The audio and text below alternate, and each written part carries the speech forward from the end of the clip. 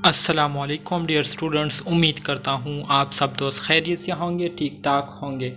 Dear students, आज की इस वीडियो में हम BSN 6 सेमेस्टर के सब्जेक्ट एपिडेमियोलॉजी के यूनिट नंबर 4 जो कि हमारे साथ लेवल ऑफ प्रिवेंशन है, इसको आज हम डिस्कस करेंगे और इसको समझने की कोशिश करेंगे। यूनिट को स्टार्ट करने से पहले तमाम दोस्तों से गुजारिश है कि चैनल को सब्सक्राइब करें और बेल आइकन को दबाएं ताकि नए वीडियोस की नोटिफिकेशन आप सब दोस्तों को टाइम पर मिल सके। हमारे साथ इस यूनिट के ऑब्जेक्टिव्स मौजूद है डियर स्टूडेंट्स, जिसमें हम मंदरजा झेल टॉपिक्स को डिस्कस करेंगे। सबसे पहले हम प्रिवेंशन की डिफिनीशन करेंगे और समझने की कोशिश करेंगे कि प्रिवेंशन किसे कहते हैं। इसके बाद फिर हम प्रिवेंशन के डिफरेंट लेवल्स को डिस्कस करेंगे और उसको समझने की कोशिश करेंगे। इसके बाद फिर हम primordial and primary level of prevention के दरमियान फ़र्क क्या है इसको वाज़ेह करेंगे और इसको डिटेल के साथ अंडरस्टैंड करने की कोशिश करेंगे। और आखिर में हम सेकेंडरी और टर्शरी लेवल ऑफ प्रिवेंशन पर बात करेंगे। Prevention definition and concept. Dear student, prevention की जो तारीफ़ है और प्रिवेंशन के बारे में लोगों का जो कंसेप्ट है, लोगों का जो ख्याल है, उस पर अब हम बात करेंगे। The goal of medical sciences are, हम जो मेडिकल साइंसेस पढ़ते हैं तो इसको पढ़ने का बुनियादी मकसद क्या है। ज़ाहिर बात है, हम जितने भी मेडिकल साइंसेस पढ़ते हैं तो इसको पढ़ने का बुनियादी मकसद हमारा ये होता है कि हम जाने और सीखें कि किस तरह से हम लोगों के हेल्थ को प्रमोट कर सकते हैं और अपने हेल्थ को प्रमोट कर सकते हैं। हेल्थ प्रमोशन से मुराद ये है कि कैसे हम अपनी सेहत को बरकरार रख सकते हैं अच्छी कंडीशन में और दूसरे लोगों के सेहत को हम किस तरह से बेहतर बना सकते हैं। इसके अलावा प्रिजर्व हेल्थ को किस तरह से हम मेंटेन रख सकते हैं। Restore health when it is empire, और जब हेल्थ में कभी ख़राबी आ जाए, कभी हेल्थ जो है वो ख़राब हो जाए, तो हम किस तरह से इसको दोबारा अपनी असली हालत में इसको ला सकते हैं, कैसे इसको हम दोबारा ठीक कर सकते हैं। और इसके साथ साथ मिनिमाइजिंग सफरिंग एंड डिस्ट्रेस। इसके अलावा अगर कोई शख्स बीमार है, ठीक है, या कोई शख्स जो है वो डिस्ट्रेस का शिकार हुआ है, डिप्रेशन का शिकार हुआ है, ठीक है, तो कैसे हम उसकी डिप्रेशन को कम कर सकते हैं, कैसे हम उसको बीमारी से निकाल सकते हैं। तो इन सब चीज़ों को करने के लिए हमें किस चीज़ की ज़रूरत होती है, हमें मेडिकल साइंस की ज़रूरत होती है। तो मेडिकल साइंस को पढ़ने का बुनियादी मकसद ये होता है कि हम इन चारों चीज़ों को हासिल कर सके। These goals are embodied in the word prevention, और ये चारों चीज़ें जो है ये हमारे साथ एक वर्ड जिसे हम प्रिवेंशन कहते हैं इसमें आते हैं, ठीक है। मतलब प्रिवेंशन में हम ये चारों काम करते हैं। हेल्थ को प्रमोट करने की कोशिश करते हैं, हेल्थ को प्रिजर्व रखते हैं, इसके साथ साथ अगर किसी की सेहत ख़राब हुई हो तो उसको दोबारा रिस्टोर करते हैं, और इसके साथ साथ अगर कोई शख्स बीमार है, डिस्ट्रेस का शिकार है, तो उसकी इस बीमारी को हम प्रिवेंशन के ज़रिए क्या करते हैं, कम करने की कोशिश करते हैं। What is prevention? Dear student, prevention आखिर है क्या, प्रिवेंशन किसे कहते हैं। The action of stopping something from happening और arising is called prevention. Prevention ये हमारे साथ वो अमल होता है, उस अमल को कहते हैं जिसमें हम किसी चीज़ को होने से रोकते हैं। अब जो चीज़ हो रही है तो ये हमारे साथ बीमारी भी हो सकती है, ठीक है, ये हमारे साथ डिसेबिलिटी भी हो सकती है, ये हमारे साथ इन्फ्लुएंजा भी हो सकता है, ये हमारे साथ फ्लू भी हो सकता है। सो प्रिवेंशन ये हमारे साथ वो अमल होता है जिसमें हम क्या करते हैं, अपने आप को फ्लू होने से बचाते हैं, अपने आप को बीमार होने से बचाते हैं, अपने आप को डिसेबल होने से बचाते हैं, ठीक है। तो इस अमल को क्या कहते हैं, इस अमल को प्रिवेंशन कहते हैं। Disease prevention. डियर स्टूडेंट्स, अब आ जाते हैं डिजीज़ प्रिवेंशन की तरफ। What is disease prevention? Disease prevention से मुराद हमारे साथ वो प्रोसेस होता है जिसमें हम अपने आप को बीमारी होने से बचाते हैं या अपनी कम्युनिटी को बीमार होने से बचाते हैं, तो इस अमल को कहते हैं डिजीज़ प्रिवेंशन। जैसे कि डिफिनीशन में लिखा हुआ है कि disease prevention refers to deliberate actions to halt or delay disease progression from one stage to the next is called disease prevention. Disease prevention से मुराद ये हमारे साथ वो अमल होता है जिसमें हम अपनी बीमारी को प्रोग्रेस होने से बचाते हैं, प्रोग्रेस होने से रोकते हैं, मतलब अपनी बीमारी को बढ़ने से रोकते हैं, एक स्टेज से दूसरे स्टेज में इसको जाने से रोकते हैं। एक स्टेज में दूसरे स्टेज से मुराद ये है कि जब बीमारी बढ़ती है, जब बीमारी ख़तरनाक होती है, तो ख़तरनाक होने का इसका एक अलामत ये होता है कि ये स्टेजेस को बदलता रहता है। पहले स्टेज में ये थोड़ा सा ख़तरनाक होता है, दूसरे स्टेज में ये थोड़ा सा ज़्यादा ख़तरनाक हो जाता है और तीसरे स्टेज में ये फिर सबसे ज़्यादा ख़तरनाक हो जाता है, ठीक है, और सबसे ज़्यादा जो है ये नुकसान को काज करता है। तो डिज़ीज़ प्रिवेंशन ये हमारे साथ वो अमल होता है जिसके ज़रिए हम लोगों में जो बीमारी होती है उस बीमारी को हम मज़ीद प्रोग्रेस होने से रोकते हैं और उसको मज़ीद बढ़ने नहीं देते और उसके एक स्टेज से दूसरे स्टेज में जाने नहीं देते। तो इस अमल को कहते हैं disease prevention. The prevention of disease obviously has potentially greater impact on public health than medical treatment. अब ज़ाहिरी बात है, आप दोस्तों ने एक कहावत बार बार सुनी होगी कि परहेज़ जो है ये इलाज से बेहतर होता है, और आप इसको मेरे ख़्याल में हर रोज़ हर दिन जो है इसको सुनते होंगे कि परहेज़ जो है इलाज से बेहतर है। यहाँ पर कहा गया है कि प्रिवेंशन ऑफ डिज़ीज़, ज़ाहिर बात है इसका बहुत ज़्यादा असर होता है ट्रीटमेंट से, मतलब ट्रीटमेंट के ज़रिए हम लोगों को जो सेहत देते हैं या लोगों के जो इलाज करते हैं, तो बीमार होने के बाद हम जो ट्रीटमेंट देते हैं तो ट्रीटमेंट का इतना इफ़ेक्ट नहीं होता, इतना असर नहीं होता जितना वो लोग जो कि बीमार होने से पहले अपने आप को परहेज़ में रखते हैं, अपना जो है परहेज़ का ख्याल रखते हैं, जितना उसका इफ़ेक्ट होता है इतना जो है इस ट्रीटमेंट की इफ़ेक्ट नहीं होती। तो सिंपल बात इस सेंटेंस का ये है कि परहेज़ जो है ये इलाज से बेहतर है, ठीक है। Level of prevention. Dear students, हमारे साथ प्रिवेंशन के डिफरेंट लेवल्स है।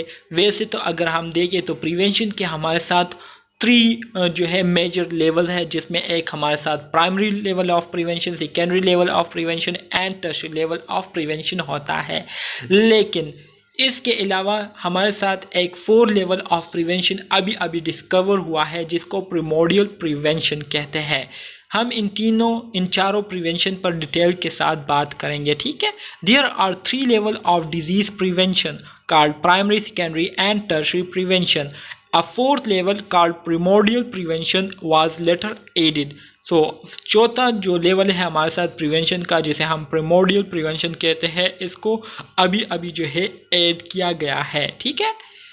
बात करते हैं सबसे पहले प्रिमोडियल प्रिवेंशन की।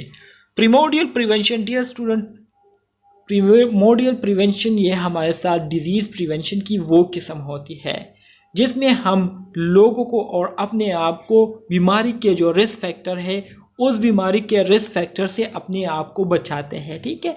जैसे कि आप सब दोस्तों को पता है कि जब भी डिज़ीज़ प्रोसेस की शुरुआत होती है तो डिज़ीज़ प्रोसेस के शुरुआत से पहले इसके लिए कुछ चीज़ों का जो है उसकी ज़रूरत होती है जिसके ज़रिए वो फिर अपने डिज़ीज़ प्रोसेस को स्टार्ट कर देती है। वो चीज़ें एक हमारे साथ रिस्क फैक्टर होता है, ठीक है। रिस्क फैक्टर से मुराद वो चीज़ें जिसकी वजह से बीमारी की जो शुरुआत है वो होती है। एक रिस्क फैक्टर हो गया, दूसरा हमारे साथ काज हो गया। काज ये हमारे साथ वजह को कहती है, जो एक्चुअल फैक्टर होता है, एक्चुअल फैक्टर होती है जिसकी वजह से बीमारी काज होती है, पैदा होती है या लगती है, तो उसको हम क्या कहते हैं, उसको हम काज कहते हैं। रिस्क फैक्टर्स से हम अपने आप को किस लेवल ऑफ प्रिवेंशन में बचाते हैं, अपने आप को रिस्क फैक्टर्स होने से जो है हम प्रिमोडियल प्रिवेंशन में बचाते हैं। प्रिमोडियल प्रिवेंशन ये हमारे साथ प्रिवेंशन की वो किस्म होती है जिसमें हम अपने आप को, काज तो दूर की बात है, हम अपने आप को बीमारी के जो रिस्क फैक्टर है उस रिस्क फैक्टर्स को भी आने नहीं देते और उस रिस्क फैक्टर से भी अपने आप को क्या करते हैं, बचाते हैं। तो इसको कहते हैं primordial prevention. It is the prevention of the emergence or development of risk factors in population group in which they have not yet appear. मतलब पॉपुलेशन में, आबादी में जितने भी रिस्क फैक्टर्स पैदा होते हैं, जिसको जब कोई बंदा एक्सपोज हो जाए, कोई बंदा जो है इसके उस रिस्क फैक्टर्स के साथ उसके इंटरेक्शन हो जाए, तो इंटरेक्शन होने के बाद उसमें जो डिज़ीज़ प्रोसेस होता है उसकी तकरीबन शुरुआत हो जाती है। लेकिन प्रिमोर्डियल प्रिवेंशन ये हमारे साथ डिज़ीज़ प्रिवेंशन की वो किस्म है जिसमें हम अपनी आबादी को या अपने आप को उस रिस्क फैक्टर से भी महफूज रखते हैं जिसकी वजह से बीमारी की शुरुआत होती है। ठीक है, तो इसको कहते हैं प्रिमोर्डियल prevention. Primordial prevention consists of measures that inhibit the emergence of risk factors in the form of environmental, economic, social, behavior condition and cultural pattern of living।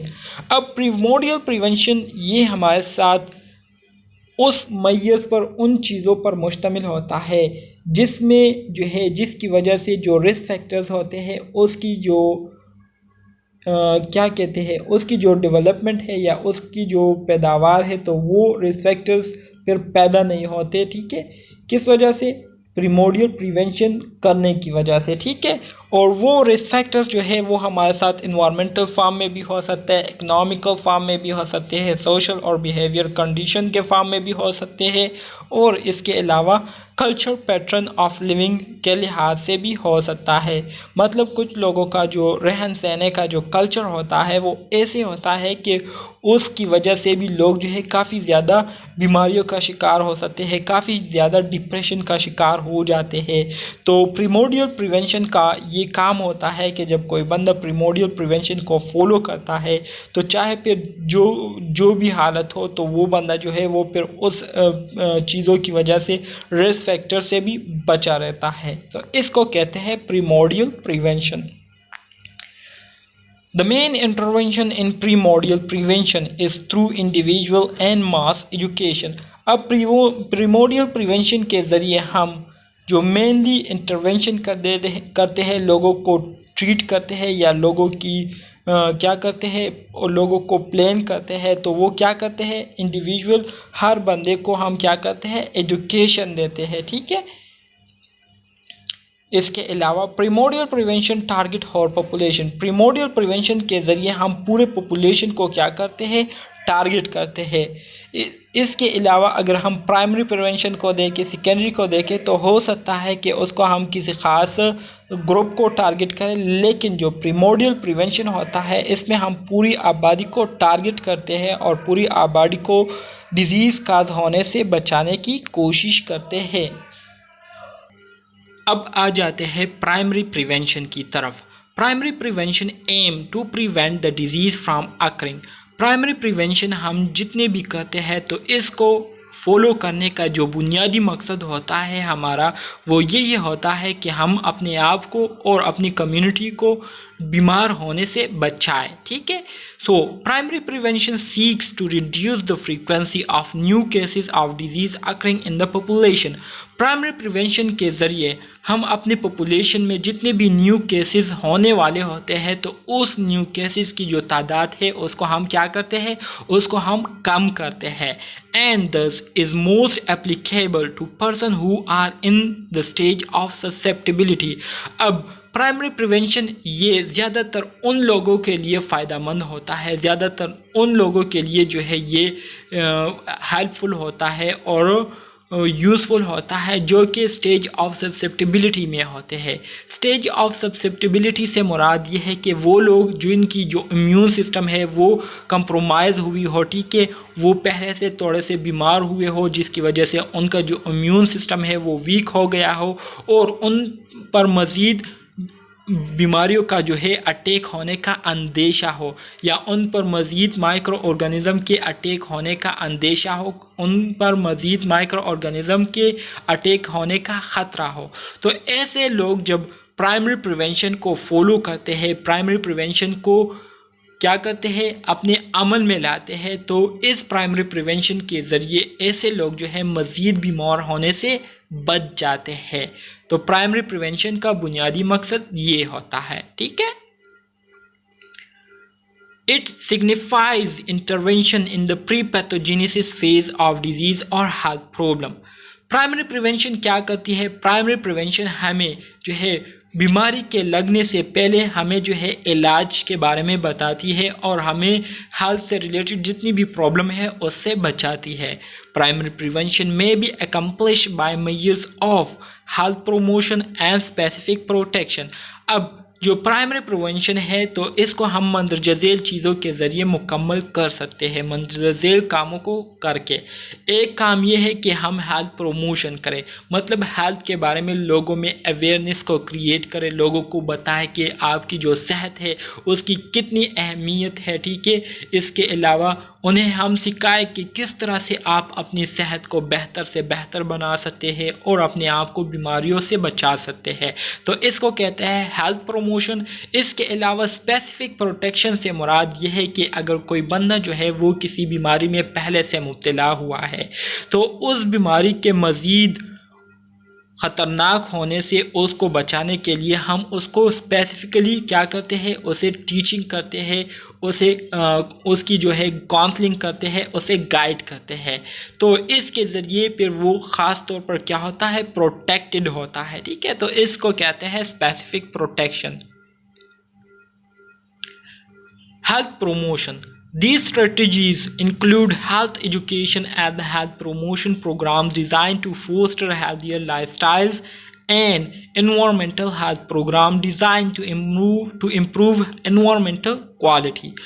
जैसा कि मैंने आपको अभी स्टार्ट में कहा कि हेल्थ प्रमोशन से मुराद ये है कि हम अपने क्लाइंट की जो सेहत है उसको हम बेहतर से बेहतर बनाएं। कैसे बेहतर से बेहतर बनाएं, उनको हम एजुकेट करें, उनमें हम अवेयरनेस को उजागर करें थ्रू एजुकेशन। एजुकेशन के ज़रिए हम उनको बताएं कि आपकी जो सेहत है ये कितनी ज़्यादा इम्पोर्टेंट है आपके लिए, आप अपनी सेहत को किस तरह से बेहतर बना सकते हैं, वो कौन सी चीज़ें हैं जिससे आप अपनी सेहत को महफूज रख सकते हैं और अपने आप को जो है मेंटेन रख सकते हैं।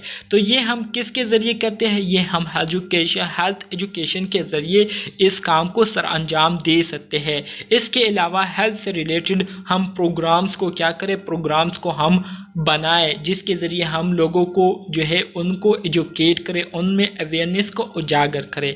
इसके साथ साथ एनवायरमेंटल हेल्थ प्रोग्राम्स बनाएं जिसके ज़रिए हम उनको बताएं कि आप अपने माहौल को किस तरह से साफ़ रख सकते हैं, अपने माहौल को किस तरह से अपने लिए फ्रेंडली बना सकते हैं जिससे आपको किसी किस्म का ख़तरा ना हो और आप अपने माहौल में बिल्कुल रिलैक्स होकर ज़िंदगी को गुजारें। तो ये सारी चीज़ें हम हेल्थ प्रमोशन में करते हैं। इसके अलावा अगर स्पेसिफिक प्रोटेक्शन की बात करें तो इसमें हमारे साथ specific example of primary prevention measures include. तो प्राइमरी प्रिवेंशन में हमारे साथ जो स्पेसिफिक एग्जाम्पल है वो मंदरजा झेल है। सबसे पहले इम्यूनाइजेशन अगेंस्ट कम्युनिकेबल डिजीज़। मैंने आपको कहा कि स्पेसिफिक प्रोटेक्शन से मुराद ये है कि अगर कोई बंदा जो है ऑलरेडी बीमारी में मुब्तला हुआ है तो उसकी बीमारी को मज़ीद ख़राब होने से हम कैसे बचा सकते हैं, तो इसके लिए लाहे अमल को इख्तियार करना, इसको कहते हैं स्पेसिफिक प्रोटेक्शन। तो यहाँ पर जो है ये कहा गया है कि आप किस ख़ास बीमारियों के लिए जो है क्या करें, वैक्सीनेशन करें, इम्यूनाइजेशन को क्या करें, उसको अपनाएं और अपने आप को इम्यूनाइज करें, अपनी जो डिफेंस सिस्टम है उसको स्ट्रॉन्ग करें थ्रू वैक्सीनेशन। इसके साथ साथ public health education about good nutrition exercise. Public health education के ज़रिए आपको जो है गुड न्यूट्रिशन के बारे में बता दिया जाए, इसके अलावा एक्सरसाइज के बारे में जो है आपको बता दिया जाए और इसकी कितनी अहमियत है आपकी सेहत को बरकरार रखने के लिए। तो इन सब चीज़ों के बारे में जब आपको पता होगा तो फिर आप जो है अपनी सेहत का बआसानी से ख्याल रख सकेंगे। इसके साथ साथ chlorination and filtration of public water supply. लोगों को जो वाटर सप्लाई हो रही है तो उस वाटर की सफाई का ख्याल रखा जाए, उसको क्लोरिनेटेड किया जाए, उसको जर्म फ्री किया जाए, जिसकी वजह से फिर वाटर बोर्न डिजीज़ जो है वो नहीं होंगे और लोग जो है वो साफ़ पानी पिएंगे और उसको इस्तेमाल करेंगे। तो ये हमारे साथ स्पेसिफिक प्रोटेक्शन में आती है जिसको हम प्राइमरी प्रिवेंशन में फॉलो करते हैं। Primary prevention of cardiovascular disease. अब अगर कोई पेशेंट कार्डियोवैस्कुलर डिजीज़ का पेशेंट है। कार्डियोवैस्कुलर से मुराद वो वेसल जो कि हार्ट से रिलेटेड हो, जिसका मेन काम हार्ट के साथ हो, तो उसको कार्डियोवैस्कुलर कहते हैं। और जब वहाँ उसमें डिजीज़ आ जाए तो उसको फिर कार्डियोवैस्कुलर डिजीज़ कहते हैं। So quitting smoking, a healthy diet and exercise may reduce your risk of heart disease। अब अगर आप स्मोकिंग कर रहे हैं और हेल्थ एजुकेशन के ज़रिए आप में अवेयरनेस जो है वो आ जाए, आप में शऊर आ जाए और आप उस स्मोकिंग को छोड़ दें, इसके साथ साथ आप जो है सेहतमंद ग़िज़ा लेना शुरू कर दे और एक्सरसाइज करना शुरू कर दे, तो इससे क्या होगा, इससे आपको हार्ट की बीमारियां लगना जो है वो फिर कम हो जाएंगी और आपको हार्ट के या दिल के जितने भी अमराज है उसके लगने के चांसेस वो आप में कम हो जाएंगे।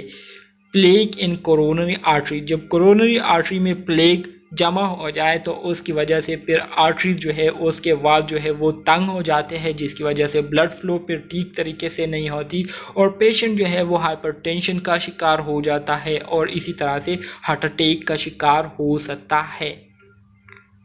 Secondary prevention.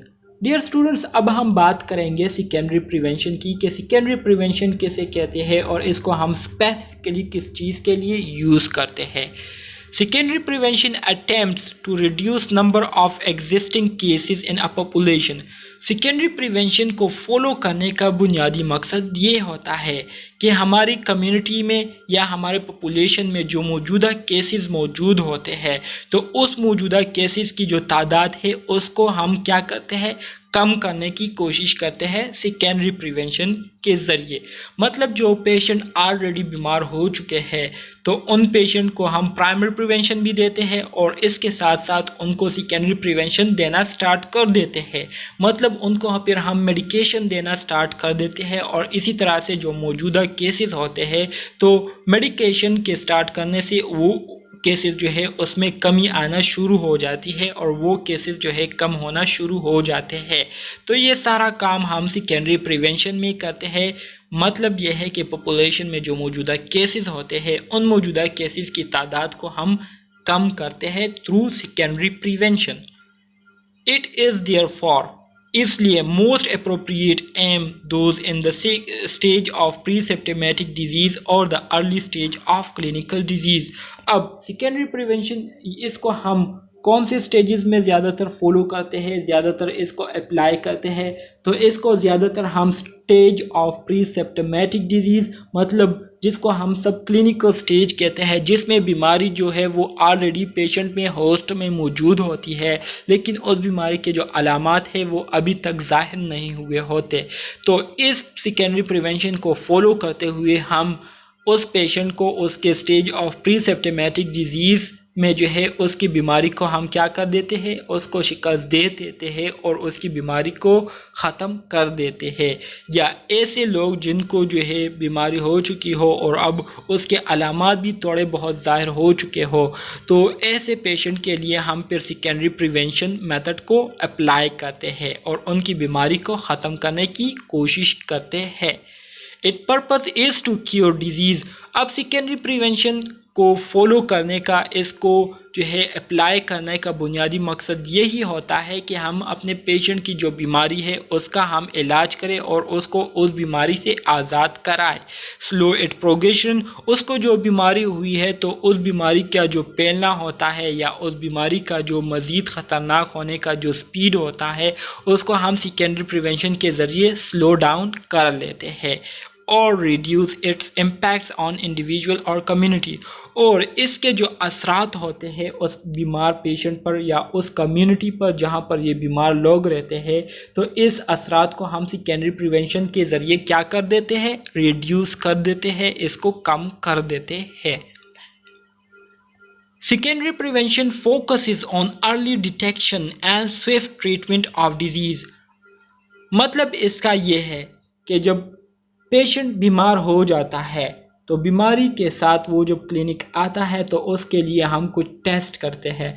टेस्ट के ज़रिए जब हमें पता चल जाता है कि ये बंदा बीमार है तो हम उसी टाइम उस बंदे की ट्रीटमेंट शुरू कर देते हैं और इसी तरह से उसकी बीमारी को मज़ीद फैलने से और मज़ीद ख़तरनाक होने से रोक देते हैं through secondary prevention. The specific intervention are, अब सेकेंडरी प्रिवेंशन के ज़रिए हम जो ट्रीटमेंट करते हैं ख़ास वो कौन सी है? सबसे पहले अर्ली डायग्नोसिस। हम क्या करते हैं सेकेंडरी प्रिवेंशन में? सबसे पहले हम पेशेंट की बीमारी का क्या करते हैं, उसको डायग्नोस करते हैं। जिस टाइम उसकी डेवलपमेंट हुई होती है तो उसी टाइम हम उसको डायग्नोस कर देते हैं। किसके ज़रिए? टेस्ट, डिफरेंट टेस्ट के ज़रिए, केस फाइंडिंग प्रोग्राम्स के ज़रिए। इसके साथ साथ डायग्नोस करने के बाद हम उसको उसी टाइम ट्रीटमेंट स्टार्ट कर देते हैं और ट्रीटमेंट स्टार्ट करने से उसकी जो बीमारी है उसको हम उसी स्टेज में ख़त्म कर देते हैं और उसको मज़ीद ख़तरनाक होने नहीं देते। Screening for disease, A common approach to secondary prevention is screening for disease। अब सेकेंडरी प्रिवेंशन को फॉलो करने के लिए और सेकेंडरी प्रिवेंशन को सक्सेसफुल बनाने के लिए, कामयाब बनाने के लिए हमारे साथ जो कॉमन मेथड है वो है स्क्रीनिंग टेस्ट। मतलब आप अपने पेशेंट के डिफरेंट टेस्ट करते हैं जिसके ज़रिए आप उसकी जो बीमारी है उसको हम क्या करते हैं, डायग्नोस कर लेते हैं।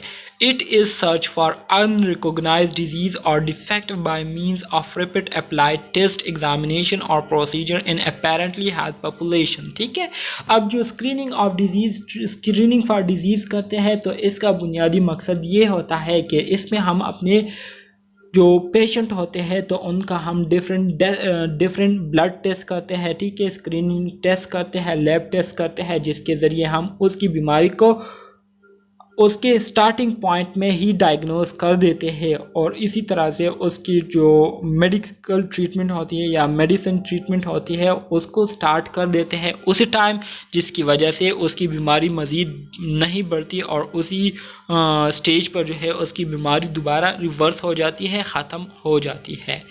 Screening is perform to detect disease early so promote treatment can be initiated.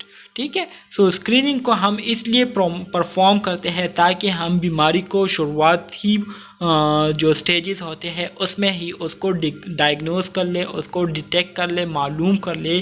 तो जब मालूम कर लेते हैं तो उसके बाद फिर हम उनको ट्रीटमेंट करते हैं, उनको मेडिसिन देते हैं जिससे उनकी जो बीमारी है वो ख़त्म हो जाती है। Example of screening include mammography for breast cancer detection. Females में हम जब ब्रेस्ट कैंसर की डिटेक्शन करते हैं तो इसके लिए हम एक टेस्ट करते हैं जिसको हम क्या कहते हैं, मेमोग्राफी कहते हैं, जिसके ज़रिए हम फीमेल्स में जो ब्रेस्ट कैंसर होता है, सीनों का जो कैंसर होता है उसको हम डायग्नोस करने की कोशिश करते हैं।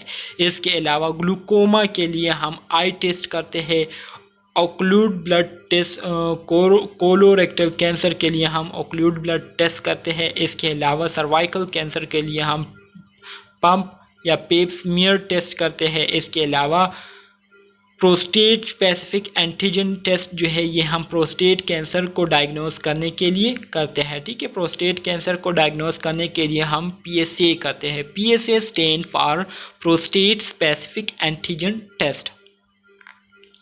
टाइप्स ऑफ स्क्रीनिंग, हमारे साथ स्क्रीनिंग के भी डिफरेंट टाइप्स है। एक हमारे साथ मास स्क्रीनिंग होता है और दूसरा हमारे साथ जो है वो टारगेट स्क्रीनिंग होता है। मास स्क्रीनिंग से मुराद ये है कि इसमें हम ओवरऑल पॉपुलेशन की क्या करते हैं, ओवरऑल पॉपुलेशन की हम क्या करते हैं, स्क्रीनिंग करते हैं, इन्वॉल्व द होल पॉपुलेशन। इसमें हमारे साथ जो पूरी आबादी है वो इंक्लूड होती है मास स्क्रीनिंग में। एग्जाम्पल के तौर पर measure the blood pressure of all adults in population, पूरी आबादी में जितने भी एडल्ट्स लोग हैं उनके जब ब्लड प्रेशर को हम मेजर करते हैं तो पूरी आबादी के एडल्ट्स के मेजर करते हैं तो इसको कहते हैं मास स्क्रीनिंग। इसके अलावा टारगेट स्क्रीनिंग से मुराद ये है कि वो लोग जो कि अफेक्टेड हुए हो या ख़ास एज के लोग हो तो उन ख़ास एज के लोगों को जब हम क्या करते हैं, उनको टारगेट करते हैं। ठीक है, उनकी स्क्रीनिंग करते हैं तो उसको टारगेट स्क्रीनिंग कहते हैं। Selected group who are anticipated to have an increase prevalence of the condition for which screening has been instituted. अब टारगेट स्क्रीनिंग हम उस ख़ास ग्रुप के लोगों का करते हैं जिनके बारे में हमें अंदेशा हो कि इन लोगों को ये बीमारी काज हो सकती है या इन लोगों में इस बीमारी के जो चांसेस है वो बहुत ज़्यादा है। तो उनके लिए हम क्या करते हैं, टारगेट स्क्रीनिंग करते हैं। इसको कहते हैं टारगेट स्क्रीनिंग। एग्जाम्पल के तौर पर measure the blood cholesterol in relative of people with familiar hyperlipidaemia. उन लोगों का ब्लड कोलेस्ट्रॉल लेवल को हम चेक करते हैं जिनके फैमिलीज में जो हाइपरलिपिडीमिया मतलब ब्लड में जो लिपिड की जो मिकदार है, कंसंट्रेशन है वो ज़्यादा हो, उनकी फैमिली में ये बीमारी आ रही हो, तो उन लोगों का हम क्या करते हैं, ब्लड कोलेस्ट्रॉल चेकअप करते हैं। तो इसको कहते हैं target screening. Criteria for screening programmes. अब स्क्रीनिंग प्रोग्राम्स को परफॉर्म करने के लिए हमारे साथ कुछ क्राइटेरिया है, कुछ रूल्स रेगुलेशन है जिसके बिना पर हम क्या करते हैं, स्क्रीनिंग प्रोग्राम्स या स्क्रीनिंग टेस्ट करते हैं।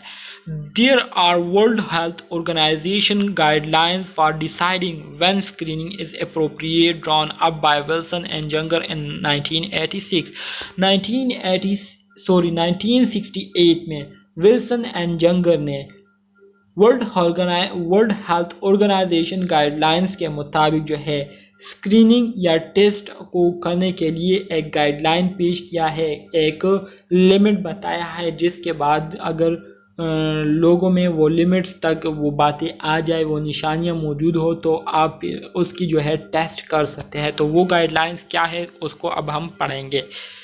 Condition should be an important health problem. Condition should be an important health problem मतलब इसका ये है कि जब आपके पास क्लाइंट आता है तो आपने सबसे पहले अपने क्लाइंट की कंडीशन को देखनी है। अगर उसकी कंडीशन ऐसी हो कि जो बिल्कुल गैर मामूली हो, जो कि बहुत ज़्यादा अजीब व गरीब हो, ठीक है, और वो नॉर्मल ना हो, तो ऐसे कंडीशन में जो है आप उसकी जो स्क्रीनिंग टेस्ट है उसकी इजाज़त जो है वो आप दे सकते हैं। इसके अलावा the natural history should be well understood.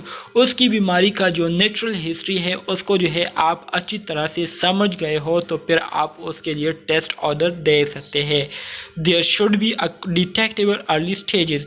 इसके अलावा जो बीमारी के अर्ली स्टेजेस है उसको आप डिटेक्ट कर चुके हो, तो ऐसे हालात में आप टेस्ट परफॉर्म कर सकते हैं। There should be a suitable test for early stage. और उसी अर्ली स्टेज के लिए आपके पास एक सूटेबल टेस्ट हो जो कि उस स्टेज से रिलेटेड हो, जो कि मीनिंगफुल टेस्ट हो, सक्सेसफुल टेस्ट हो, फ़ायदेमंद टेस्ट हो, ठीक है, बेमतलब टेस्ट ना हो। The test should be acceptable to the population to be screen. इसके अलावा आप जो टेस्ट करवा रहे हैं या टेस्ट करने जा रहे हैं, तो उस टेस्ट के लिए जो है आपको जो है इजाज़त मिली हुई हो उस पेशेंट से, उस फैमिली से, ठीक है। The cost should be balance again benefit. ये और इसके साथ साथ इस टेस्ट पर जो ख़र्चा आता है तो वो ख़र्चा जो है इसके फ़ायदे के मुताबिक हो। ऐसा ना हो कि टेस्ट का जो ख़र्चा है वो बहुत ज़्यादा हो लेकिन टेस्ट के जो फ़ायदे हैं वो कम हो, तो ऐसा नहीं होना चाहिए, बल्कि फ़ायदे ज़्यादा होने चाहिए कॉस्ट के बनिस्बत, ख़र्चे के बनिस्बत। Disease treatment. Example of other secondary prevention method include treatment of hypertension to prevent complication and removal of skin cancer lesion as they occur, ठीक है। अब डिजीज़ ट्रीटमेंट ये हमारे साथ एक दूसरे एग्जांपल है सेकेंडरी प्रिवेंशन मेथड की, जिसमें हम क्या करते हैं, एक पेशेंट है जिसको हाइपरटेंशन हुई है, तो उसकी हाइपरटेंशन का इलाज हम करते हैं ताकि वो मज़ीद कॉम्प्लिकेशन, मज़ीद मुश्किलात उस पर आने से जो है उसको हम रोक सके और उसको मज़ीद कॉम्प्लिकेशन होने से उसको हम बचा सके। अब आ जाते हैं टर्शरी प्रिवेंशन की तरफ। Tertiary prevention tries to limit disability and improve functioning, follow disease or its complication, often through rehabilitation. Tertiary prevention mainly हम उन stages में follow करते हैं जिसमें एक पेशेंट जो है वो बीमार हो चुका होता है और बीमारी जो है वो अपने जो स्टेजेस है उसको तकरीबन मुकम्मल कर चुकी हो और उस बीमारी के बाद वो पेशेंट जो है वो डिसेबिलिटी का शिकार हुआ हो। तो डिसेबिलिटी की वजह से जो है वो पेशेंट जो है बिल्कुल मुकम्मल तौर पर वो डिप्रेस हो जाता है, डिसेबल हो जाता है। वो फिर अपने माहौल में, अपने एनवायरनमेंट में उसके लिए सर्वाइव करना मुश्किल हो जाता है। तो ऐसे हालात में हमारे साथ एक प्रोसेस आता है जिसको हम टर्शरी प्रिवेंशन कहते हैं। और इस टर्शरी प्रिवेंशन के ज़रिए हम क्या करते हैं, इसके ज़रिए हम कोशिश करते हैं कि हमारे साथ जो डिसेबल पेशेंट होते हैं तो उस डिसेबल पेशेंट को हम क्या करें, उसको हम होप दे, उसको हम उम्मीद दे, उसको हम जो है सिखाए, उसको हम बताएं कि किस तरह से आप अपनी इस कंडीशन के साथ अपने आप को इस इन्वायरमेंट में एडजस्ट कर सकते हैं और अपने कामों को जो है कैसे आप आसानी से कर सकते हैं ऐसे हालात में, ठीक है, या ऐसी कंडीशन के साथ। तो इसको कहते हैं tertiary prevention. So tertiary prevention tries to limit disability. Tertiary prevention के ज़रिए हम क्या करते हैं, जो डिसेबिलिटी आई हुई होती है तो उस डिसेबिलिटी को हम कम से कम करने की कोशिश करते हैं। इसके अलावा जो फंक्शनिंग है पेशेंट की, उसके उस फंक्शनिंग को क्या करते हैं, इम्प्रूव करने की कोशिश करते हैं, जो कि बीमारी की वजह से डिप्रेस हुए होते हैं, ठीक है। इसके साथ साथ जो कॉम्प्लिकेशन है उस कॉम्प्लिकेशन को हम क्या करते हैं, कम करने की कोशिश करते हैं। Therefore, इसलिए it is most applicable during the late clinical stage और the stage of diminished capacity. वही बात है जो कि मैंने आपको कही कि जो टर्शरी प्रिवेंशन है इसको हम तब फॉलो करते हैं या इसको हम तब अप्लाई करते हैं जब पेशेंट जो है लेट स्टेज या लास्ट स्टेज ऑफ डिजीज़ में आ चुका हो, ठीक है, जिसको हम लेट क्लिनिकल स्टेज कहते हैं या स्टेज ऑफ डिमिनिश्ड कैपेसिटी। मतलब वो स्टेज जिसमें जो पेशेंट होता है उसके जितने भी फंक्शन है, उसके जितनी भी एबिलिटीज़ होती है वो एबिलिटीज़ ख़त्म हो चुकी होती है। तो इस स्टेज में फिर हम उसको टर्शरी प्रिवेंशन प्रोवाइड करते हैं। Aim of tertiary prevention is to promote the patient adjustment to irremediable condition. Tertiary prevention को फॉलो करने का, टर्शरी प्रिवेंशन को अप्लाई करने का जो बुनियादी मकसद होता है वो यही होता है कि हम अपने पेशेंट की जो हेल्थ है उसको प्रमोट करें और इसके साथ साथ हम अपने पेशेंट को सिखाएं कि किस तरह से वो अब अपनी इस कंडीशन के साथ अपने माहौल में सरवाइव कर सकता है। तो ये सब कुछ सिखाने के लिए हम उनको टर्शरी प्रिवेंशन क्या करते हैं उसके बारे में बताते हैं। मज़ीद आगे बढ़ते हैं dear student. Intervention that should be accomplish in the stage of tertiary prevention are. अब टर्शरी प्रिवेंशन के दौरान हमें कौन से काम करने चाहिए। सबसे पहले डिसेबिलिटी लिमिटेशन। पेशेंट को जो डिसेबिलिटी आई हुई है जिससे उसके जो फंक्शन है वो डिस्टर्ब हुए हो, वो बिल्कुल स्टॉप हुए हो, तो उस डिसेबिलिटी को कम से कम हद तक ले आना, ठीक है। इसके अलावा रिहैबिलिटेशन से मुराद ये है कि आप अपने पेशेंट को उसके डिसेबिलिटी के साथ साथ आप उसको क्या करें, उसको टीच करें कि कैसे आप इस कंडीशन में, इस हालत में रहते हुए अपने जो नॉर्मल एक्टिविटीज़ है उसको कैसे आप आसानी परफॉर्म कर सकते हैं। तो इसको कहते हैं rehabilitation. The combine and coordinated use of medical, social, educational and vocational measures for training and retraining the individual to the highest possible level of functioning abilities is called rehabilitation, ठीक है। इसमें हम क्या करते हैं, इसमें हम मेडिसिन के ज़रिए, इसके अलावा सोशल सपोर्ट के ज़रिए, एजुकेशन के ज़रिए और ट्रेनिंग के ज़रिए हम अपने क्लाइंट को क्या करते हैं, सिखाते हैं कि कैसे आप इस हालत में अपने आप को मेंटेन रख सकते हैं और अपने रोज़मर्रा की जो काम है उसको सरअंजाम दे सकते हैं। Example of tertiary prevention are treatment of diabetes या diabetic to prevent complication of disease. जो डायबिटीज़ के पेशेंट होते हैं तो डायबिटीज़ के पेशेंट हमारे साथ ऐसे पेशेंट होते हैं कि जब इनको डायबिटीज़ एक बार लग जाती है तो ये डायबिटीज़ फिर ठीक नहीं होती। तो ये हमारे साथ एक लेट स्टेज ऑफ डिजीज़ है जिसमें फिर हम क्या करते हैं, हम अपने क्लाइंट को जो है उनको टीच करते हैं, उन्हें जो है डिफरेंट मेथड्स बताते हैं कि जिस तरीके से आप क्या कर सकते हैं, अपने शुगर को बरकरार रख सकते हैं, अपने शुगर के जो लेवल है उसको आप नॉर्मल रख सकते हैं। ठीक है। So the ongoing management of chronic heart disease patient with medication, diet, exercise and periodic examination.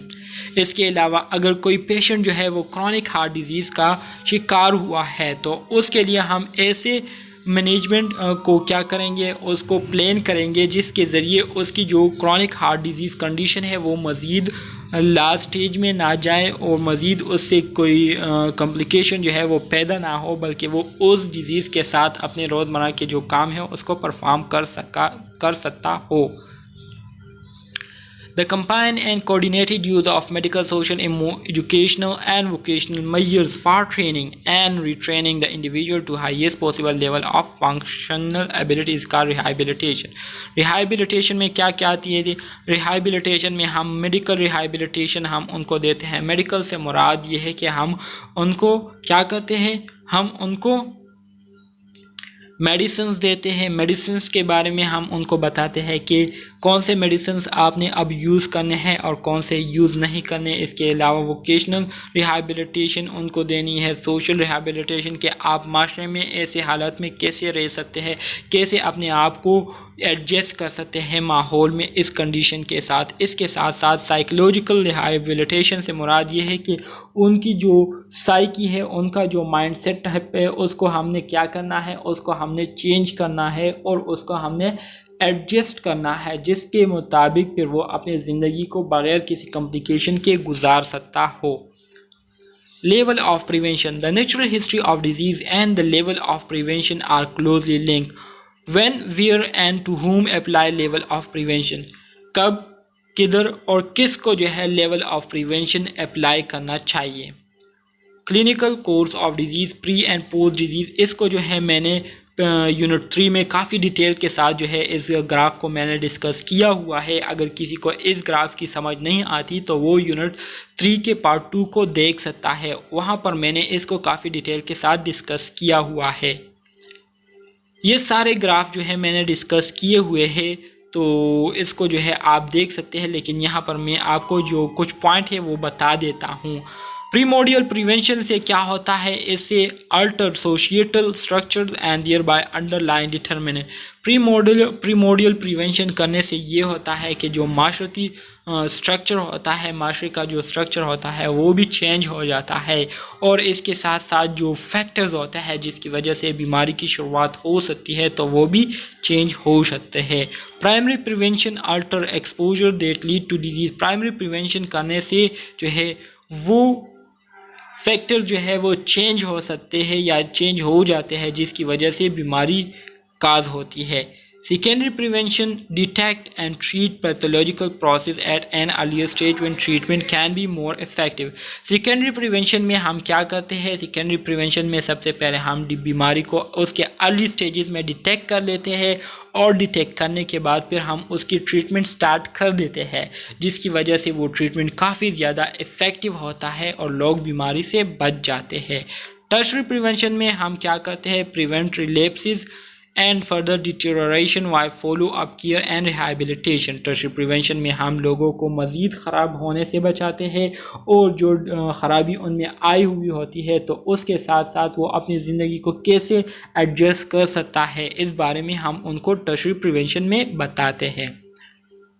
तो डियर स्टूडेंट्स, ये था हमारे साथ BSN 6 सेमेस्टर के जो एपिडेमियोलॉजी है उसका यूनिट नंबर 4, जो कि मैंने आप दोस्तों के साथ काफ़ी डिटेल के साथ शेयर किया। उम्मीद करता हूँ आपको इसकी समझ आ गई होगी।